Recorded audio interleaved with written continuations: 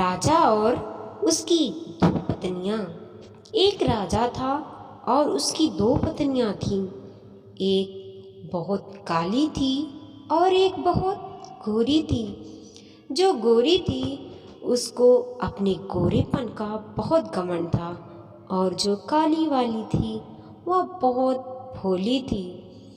उन दोनों में एक समानता थी कि उन दोनों को कोई संतान नहीं थी।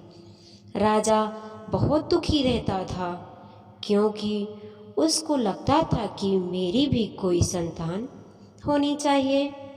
राजा अपनी दोनों पत्नियों से बहुत प्यार करता था, पर राजा की फेवरेट पत्नी गोरी वाली थी। लेकिन उसने कभी भी दोनों पत्नियों में भेदभाव नहीं किया। राजा की जो गोरी वाली पत्नी थी वह बहुत घमंडी और झगड़ालू थी। घर के सब काम राजा की काली पत्नी से करवाती थी, और वह बेचारी सब काम कर लेती थी, पर राजा को कुछ नहीं बताती थी। एक दिन राजा की दोनों पत्नियों का बहुत बड़ा झगड़ा हुआ, और राजा की गोरी पत्नी ने काली पत्नी को महल से निकाल दिया। काली रानी ने राजा को सारी बातें बताईं, और राजा उनसे कहने लगा कि मैं तुम्हारे लिए अलग महल बनवा दूंगा, तुम उस महल में रहना।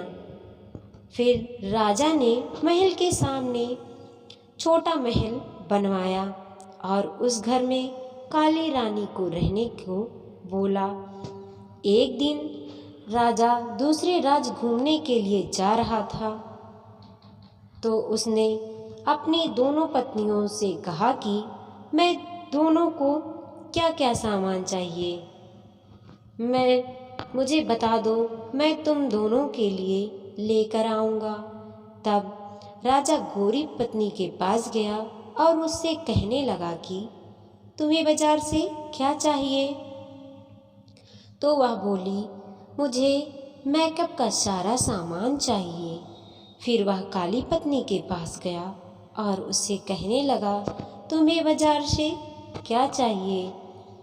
फिर वह राजा से बोली कि मुझे एक छोटा बंदर चाहिए। वह बोला, ठीक है, मैं लेकर आऊँगा, कहकर राजा वहाँ से चला गया। अगले दिन राजा दूसरे राज्य गया और उसने वहाँ से सारा सामान ले लिया और अपनी दोनों पत्नियों को उनका सामान दे दिया।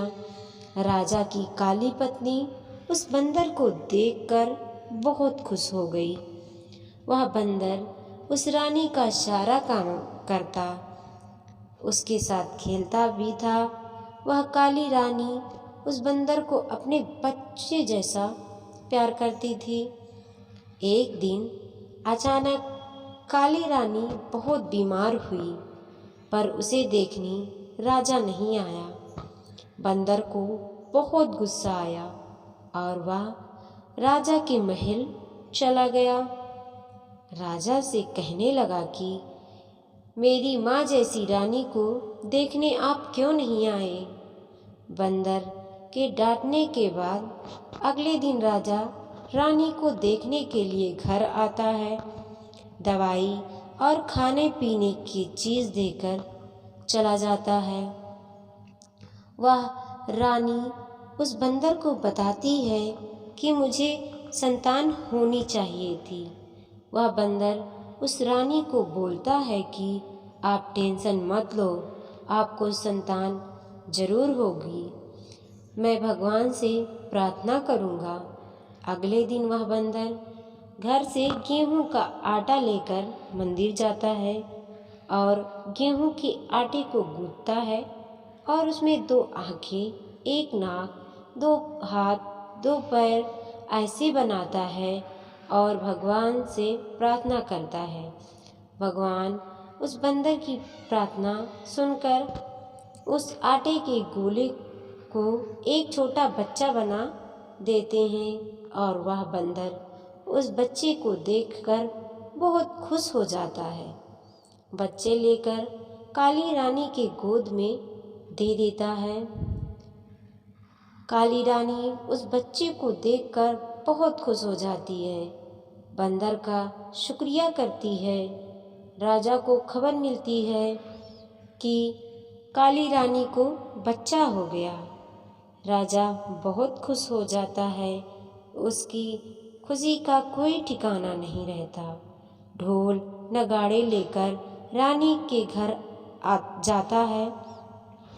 उसे महल आने के लिए कहता है। काली रानी खुशी से अपने बच्चे को लेकर महल आती है और राजा उसे गोरी रानी के घर से निकाल देता है और काली रानी को अपने पास रख लेता है।